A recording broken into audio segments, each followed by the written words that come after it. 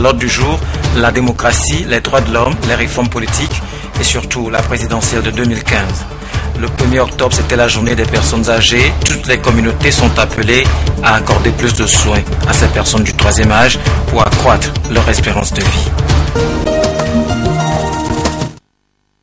Pour cette édition, tout d'abord, ce message adressé par le président Faure Gnassingbé à son Excellence M. Joachim Gauck, président de la République fédérale d'Allemagne.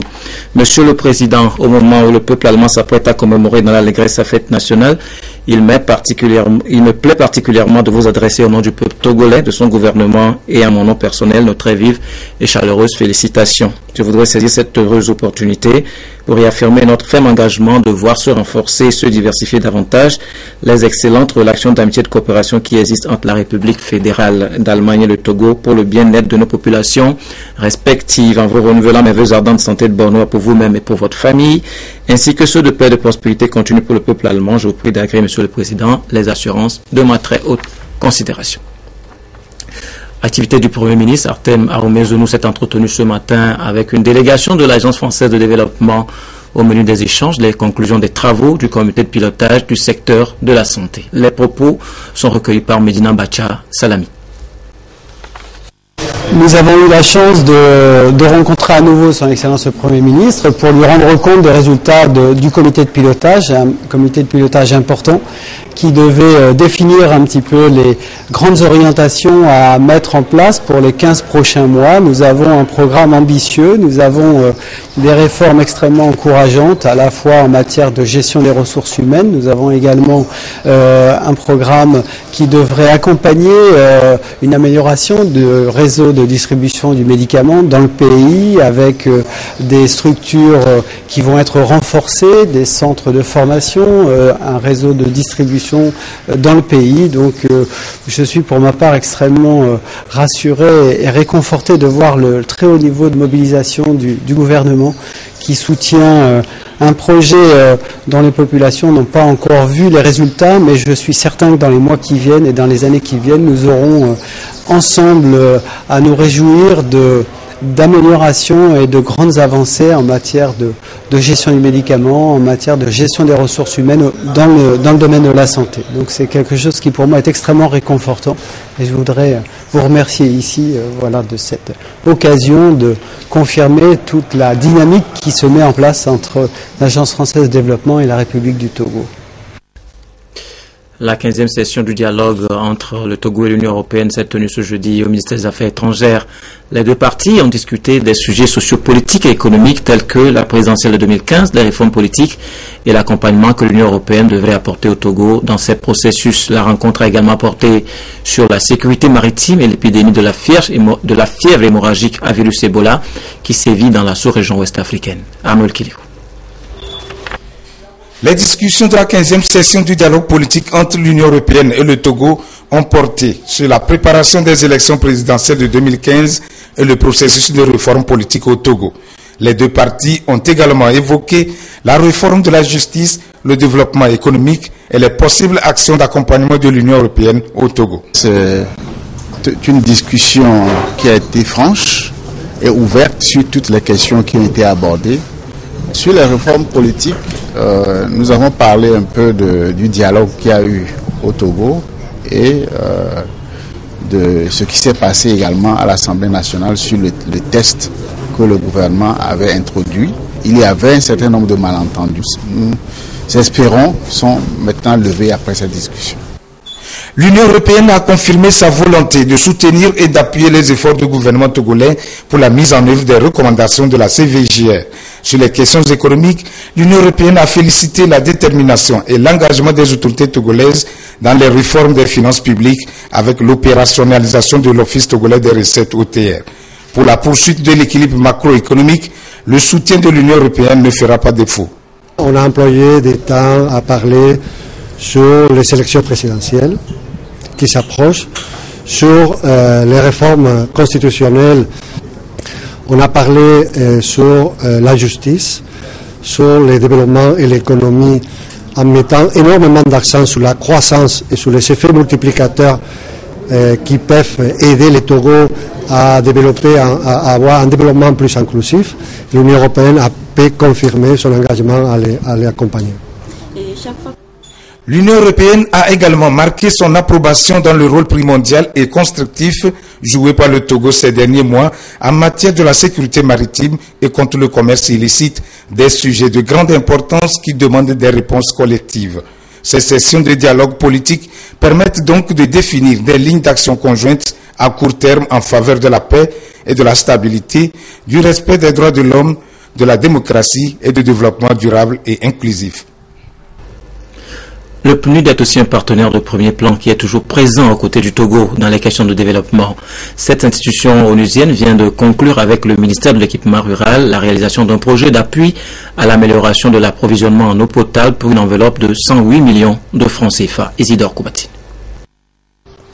L'accès de la population togolaise à l'eau potable a été et demeure un enjeu majeur pour le gouvernement. En témoigne la construction ces dernières années des forages et mini-adductions d'eau à travers le territoire national. Par ce paraphe, le programme des Nations Unies pour le développement PNUD vient appuyer ses efforts avec un financement de 108 millions de francs CFA à travers son programme Goalwatch. Nous sommes vraiment très heureux d'avoir pu apporter cette contribution et nous savons qu'elle sera utile, elle sera bien utilisée et je voudrais donc réassurer encore une fois le gouvernement, vraiment notre disponibilité totale à accompagner tous les efforts qui visent à améliorer l'accès des populations aux services auxquels elles aspirent.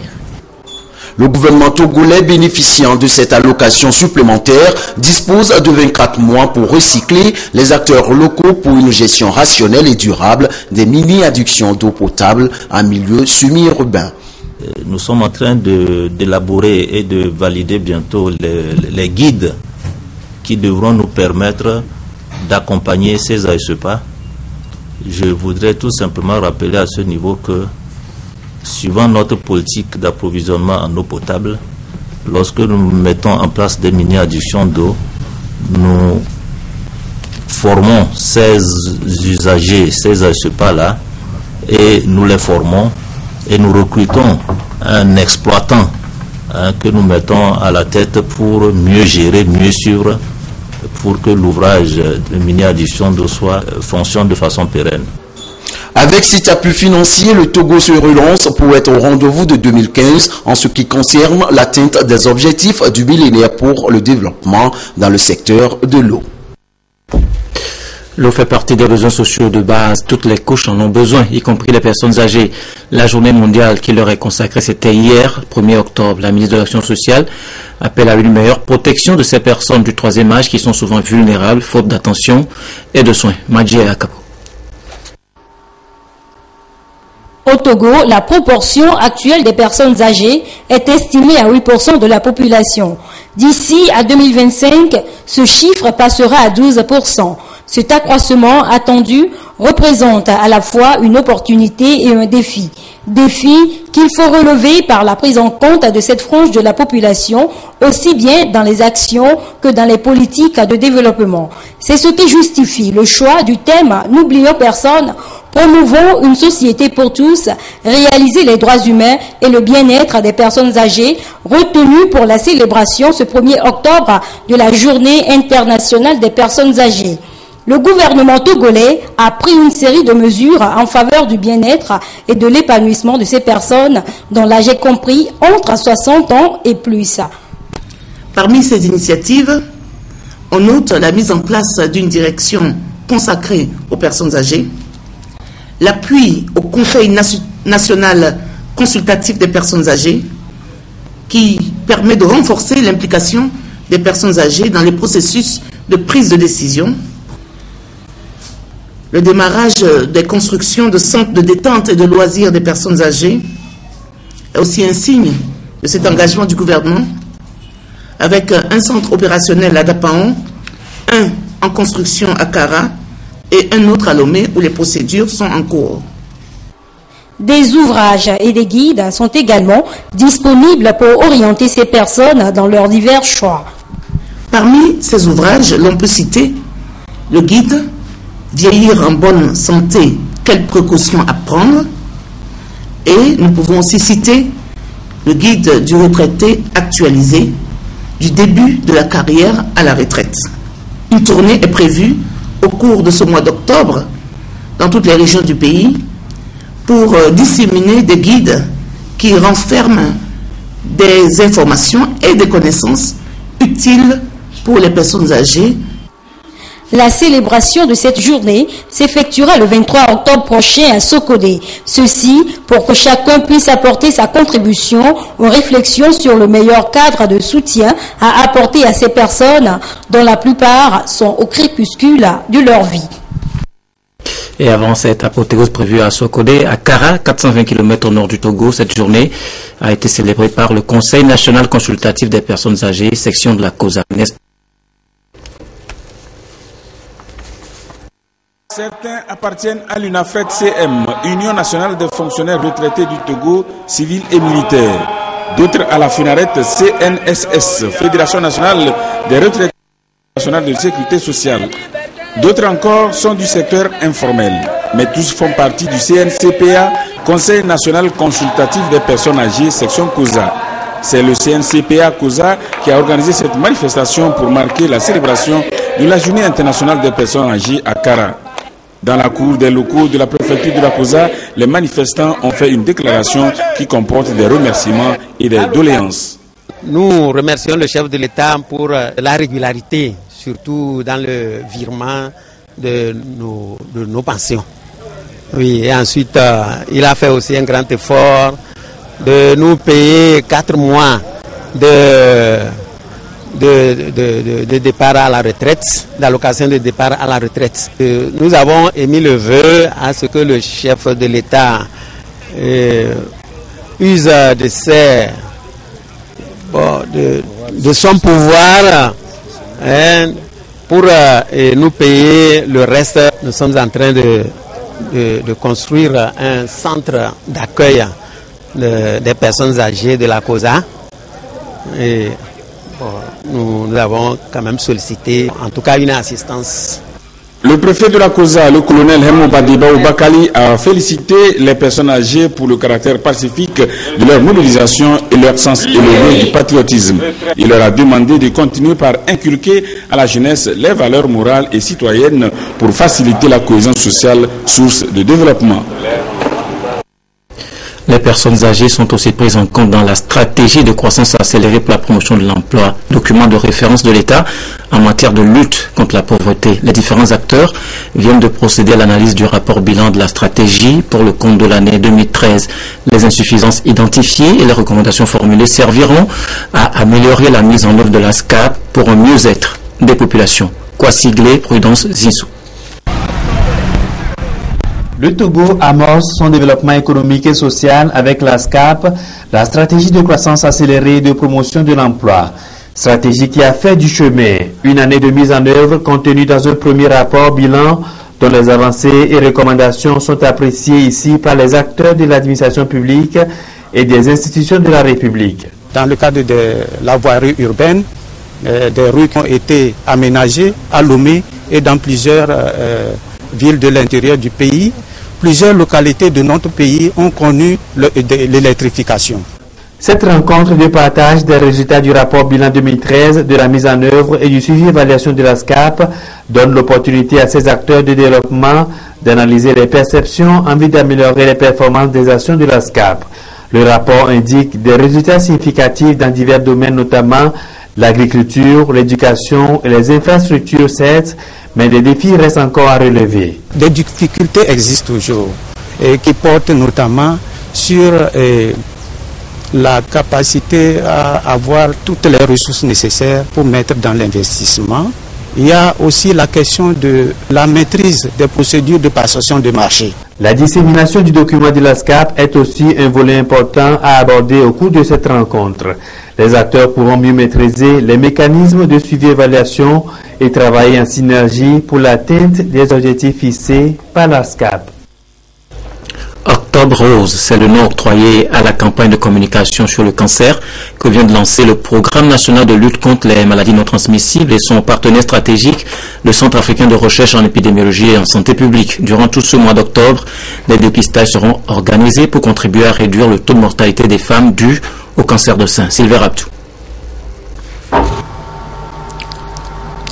3700 cas de cancer du sein, dont plus de 2000 décès sont révélés chaque année au Togo. Cette maladie silencieuse touche malheureusement beaucoup de femmes qui jusqu'alors ignorent sa prévention. Et le risque s'accroît de façon spectaculaire avec l'âge, d'après les experts. D'où cette campagne de communication sur la prévention officiellement lancée pour inciter les femmes à se faire dépister le plus tôt possible et de façon régulière afin de limiter le risque et permettre de sauver des milliers de vies. Nous voulons amener la femme togolaise à connaître son sein et à déceler ne serait-ce que les signes avant-coureurs d'un cancer du sein, à savoir la constatation d'une nodule ou bien d'une boule dans le sein, l'épaississement de la peau du sein qui prend la forme d'une peau d'orange ou bien l'écoulement anormal d'un liquide du mamelon. Donc pensons que la sensibilisation et le recours au dépistage précoce serait l'alternative. Cette campagne d'information dénommée Octobre Rose va se dérouler tout au long du mois d'octobre à Lomé comme à l'intérieur du pays. Ceci dans le but de renforcer la sensibilisation et le dépistage précoce. À travers ce projet, les promoteurs veulent accroître le niveau de mobilisation pour porter haut le message au sein de la gente féminine. Il revient donc aux femmes de saisir l'opportunité pour bénéficier de cette campagne de dépistage et des conseils sur les symptômes de cette maladie. Celui-ci tue plus vite que le cancer. Le virus Ebola a assiégé certains pays ouest-africains depuis quelques mois, faisant plus de 3000 morts. Les pays touchés ont tenté jusqu'ici de s'en sortir, appelant à l'aide internationale. Ces cris d'alarme ont suscité quelques réactions salutaires, quoique tardives. Fait-il assez pour lutter contre Ebola ? Hier au Ghana, le chef de la mission des Nations Unies contre l'épidémie a tiré la sonnette d'alarme. Si rien n'est fait, dit-il, le nombre de personnes infectées, estimé aujourd'hui à 20 000, pourrait passer à 1,4 million d'ici janvier. Et alors chaque pays dans le monde sera en danger. Un danger très très sérieux, non seulement pour la santé de leur population, mais aussi pour leurs économies, leurs systèmes sociaux, leurs systèmes politiques. Le monde doit agir maintenant. Un tableau dramatique dont les 3 pays touchés d'Afrique de l'Ouest, Sierra Leone, Libéria et Guinée, connaissent déjà un avant-goût. À Freetown, en Sierra Leone, l'économie tourne au ralenti. En raison de la fermeture des routes et de l'arrêt des récoltes, les marchés sont mal approvisionnés et les prix flambent. Notre pays fait marche arrière. Les écoles sont fermées. Nos enfants ne vont plus en classe. Comment allons-nous survivre? Ce pays est en train de mourir. Depuis Dakar, un pont aérien a été mis en place pour déployer équipes humanitaires et produits médicaux en Sierra Leone, au Libéria et en Guinée, mais aussi pour répartir l'aide alimentaire. Le PAM en a déjà distribué près de 6 000 tonnes. Une chose que nous voulons éviter par-dessus tout, c'est que cette urgence sanitaire se transforme en urgence alimentaire. Au Libéria, le pays le plus touché avec près de 2000 morts, la représentante des Nations Unies estime que la partie est loin d'être gagnée. Le monde ne fait toujours pas assez. Nous sommes toujours au défi de vaincre cette maladie. Et tant que les nouveaux cas continueront d'augmenter, tant que nous regarderons autour de nous et que nous ne verrons pas de lits disponibles dans les unités de traitement d'Ebola, nous savons que nous n'avons pas encore gagné. Aujourd'hui se tient à Londres une conférence pour récolter de l'aide. Le Royaume-Uni s'est engagé à fournir 150 millions d'euros. Après avoir tardé à répondre, le monde se mobilise enfin contre Ebola. Au Togo, la rentrée scolaire a débuté le 29 septembre sur fond de prévention de cette maladie, avec le renforcement des mesures d'hygiène dans les écoles. Mais le danger contre lequel il faut protéger les élèves, c'est les difficultés, les risques auxquels ils s'exposent à travers la sécurité routière. Et ceci, à travers la sécurité routière, des équipes de prévention routière sont instaurées donc dans certaines écoles. Suivez plutôt. C'est le compte à rebours de 9 mois qui vient de commencer pour les élèves et enseignants. Parmi les défis à relever, outre la réussite à la fin d'année, figure en bonne place la sécurité routière pour tous. À l'école primaire publique Avenue de la Nouvelle Marche, les dispositions sont prises depuis 2 ans pour permettre aux élèves de traverser en toute quiétude la chaussée. Nous avons formé certains élèves et à la sortie, dès que la cloche sonne, il y a un qui reste du côté gauche de la route, un reste du côté droit de la route. Et au coup de sifflet, les enfants traversent la chaussée par le passage clouté. C'est plus qu'un rituel pour Alidou Razak et Dayabor Samuel, aujourd'hui en classe de CM2. Depuis 2 ans, ils ont été formés sur les notions élémentaires de la prévention routière et l'exercent avec passion. On va stopper les motos, les véhicules, les voitures. Si on n'a pas peur qu'ils vont nous ramasser et puis les enfants vont passer. S'ils ont fini de passer, nous aussi on va partir. On m'a formé de ce travail d'aider mes amis, petits frères, mes petites sœurs de traverser la route. Ces exercices pour la traversée des routes nécessitent aussi le respect du code de la route. Nous appelons les usagers de la route au respect de la limitation de vitesse, à circuler avec des véhicules autorisés à la circulation routière. Avant d'entrer dans votre véhicule, vous êtes d'abord piéton et vous le restez. Et donc, il faut avoir quand même la décence de respecter cette catégorie d'usagers dans la circulation. La prévention et la sécurité routière, visiblement, en ce début de la rentrée, deviennent un engagement citoyen. Les usagers de la route se portent volontiers pour aider les élèves dans leur traversée quotidienne. Le président de l'Assemblée nationale informe les honorables députés que, conformément à l'article 55 alinéa 3 de la Constitution, l'ouverture de la 2e session ordinaire de l'année aura lieu le mardi 7 octobre 2014 à 15h au Palais des Congrès, siège de l'Assemblée nationale. Ceci nous amène à l'actualité sportive. Claude, bonsoir. Bonsoir, Rémi. Alors, les athlètes qui ont participé à la compétition internationale d'haltérophilie étaient ce matin chez la ministre des Sports. Effectivement, le Togo qui a abrité du 5 au 7 septembre la compétition s'en est sorti avec des médailles d'or, d'argent, de bronze. Une moisson que les athlètes sont venus présenter à la ministre des Sports et des Loisirs, Jean Kofi et Deji.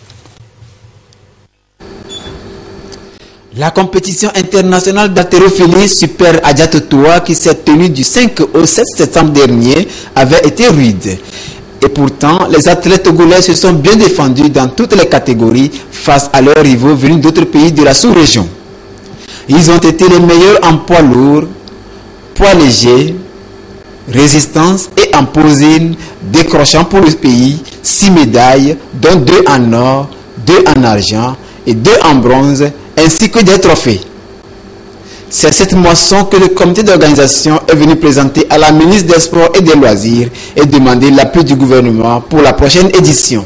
Nous sommes venus chez Madame la ministre pour lui faire le point de l'événement qui a été organisé du 7 aussi sur le terrain de Forever. Nous souhaiterons que le ministère aussi nous apporte son appui financier. Angèle Amouzou-Diaké s'est félicité de la performance des athlètes togolais et les a exhortés à se préparer davantage pour les échéances à venir. Nous ne pouvons que vous remercier, vous souhaiter bonne chance à aller encore de l'avant pour que la visibilité du Togo, une visibilité positive qui honore, nous soit chaque fois en fait. En attendant la 5e édition en 2015, les athlètes togolais ont le temps de se préparer pour une meilleure performance.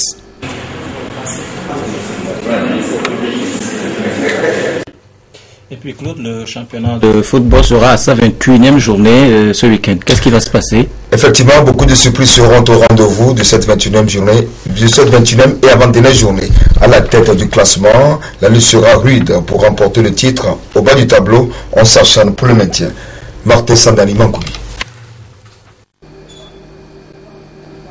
Plus que 2 journées et le championnat national de football de D1 saison 2013-2014 prendra fin. Que ce soit en tête ou au bas du classement, on note beaucoup de suspense. Le leader Semassi de Sokodé, 38 points, n'a plus droit à l'erreur s'il veut conserver sa place, car il est à une longueur de son poursuivant immédiat, Ange de Notien. Semassi, qui reçoit Fouadan de Dapan au cours de la 21e journée, va se déplacer à Lomé à la 22e journée pour affronter Agaza, tandis que les Anges, qui joueront leur dernier match à domicile, vont s'expliquer à Bassar pour le compte de la 21e journée. L'AS Togoport 3e à 3 longueurs de Maranatha, 27 points, va devoir prendre les 3 points de ce week-end contre Agaza pour pouvoir conserver sa place. Au milieu du tableau où on retrouve Agaza et Fouadan, 25 points chacun, Dito et Asco, 23 points, tout pourra être chamboulé en cas de défaite des uns et de victoire des autres. Et puis au bas du tableau, Bikinti avec 22 points et Gomindo 21 points ne sont pas encore à l'abri de la relégation si l'avant-dernier Unisport venait à remporter ces 2 dernières confrontations à Wamé et à Sokodé. Quant à la lanterne rouge, AS Douane, 18 points, tout est encore possible pour le maintien s'il arrive à bien négocier les 2 derniers matchs contre Dito et Maranatha de Fiorport. Tout compte fait, le suspense reste total et va durer jusqu'à l'ultime journée. Oui, Aimé, c'est tout pour la page d'export de ce soir. Samedi, vous retrouverons à tout le message ses invités dans Direct Foot à partir de 13h45. Merci Claude et à bientôt. Les différents partenaires du Fonds d'aide à la promotion de l'invention et de l'innovation réfléchissent aux moyens à envisager pour mieux protéger la créativité, surtout dans le domaine industriel au Togo. Cette réunion technique est initiée par l'Institut national de propriété industrielle et de la technologie, Komu Poyode. Aucun développement économique et social n'est véritablement durable s'il n'est accompagné des efforts de l'esprit de créativité et d'innovation en matière de technologie. Les autorités togolaises l'ont si bien compris. En témoigne nombre de dispositions pour garantir la protection de l'œuvre de l'esprit, notamment la mise en place de l'INPIT, Institut national de la protection industrielle et de la technologie. Aussi faut-il instruire, sinon sensibiliser les acteurs de créativité sur les questions de propriété intellectuelle. D'où la tenue de cette rencontre d'échange. C'est d'être en mesure de valoriser son invention. C'est-à-dire, la protection de son invention, la valorisation sont des passages très indispensables pour aller à l'industrialisation. Donc ces moments forts vont permettre de savoir par quels moyens il faut trouver les financements pour d'abord protéger son invention et essayer de réaliser les prototypes. Parce que quand vous avez une invention, ça ne suffit pas. Il faut d'abord réaliser un prototype pour voir ce que moi j'ai inventé, il faut la matérialiser. Cette rencontre a permis de lancer officiellement le prix de l'innovation pour l'Afrique édition 2015. Un concours qui a pour but d'encourager les inventeurs africains à concrétiser des idées et des techniques créatives pour relever les défis de l'innovation et soutenir le développement durable. Ce prix permettra de prouver que le Togo dispose également d'un capital intellectuel compétitif. La date limite de dépôt de dossier est fixée au 31 octobre 2014. Notons que le deuxième prix de l'édition de l'année 2014 est revenu au Togo. Le ministre du Développement à la base de l'artisanat, de la jeunesse et de l'emploi des jeunes communique. Depuis quelque temps, des jeunes inscrits au dispositif d'appui technique et financier du Fonds d'appui aux initiatives économiques des jeunes, FAEJ, reçoivent des messages provenant d'associations les invitant à suivre des formations payantes. Ces messages porteraient à croire aux jeunes que le FAEJ est partenaire des dites associations. Le ministre du Développement à la base de l'artisanat, de la jeunesse et de l'emploi des jeunes tient à informer les jeunes que le Fonds d'appui aux initiatives économiques des jeunes n'est pas mêlé à ces messages et rappelle que l'inscription à son dispositif mis en place par le gouvernement et la formation en technique de création et de gestion d'entreprise sont gratuites. À cet effet, le ministre du Développement à la base de l'artisanat, de la jeunesse et de l'emploi des jeunes invite les jeunes à faire preuve de prudence lorsqu'ils reçoivent de tels messages et leur demande de bien vouloir se renseigner auprès des services du FAEJ en appelant les numéros suivants 22 25 39 39 92 24 30 53. Le ministre des Enseignements primaires et secondaires et le ministre de la Fonction publique portent à la connaissance des candidats au concours national de recrutement d'élèves instituteurs, institutrices ou préscolaires et du primaire pour le compte des écoles nationales d'instituteurs de Dapan, Onyamtougou, Sotobois, Adeta, Notien et Tabligbo que les épreuves écrites se dérouleront le vendredi 3 octobre 2014 à partir de 7 heures. Les centres d'écrit dans les régions du Golfe et de l'Akara sont à consulter dans le quotidien national Togo Presse. Ces communiqués mettent fin à cette édition. Merci de nous avoir suivis.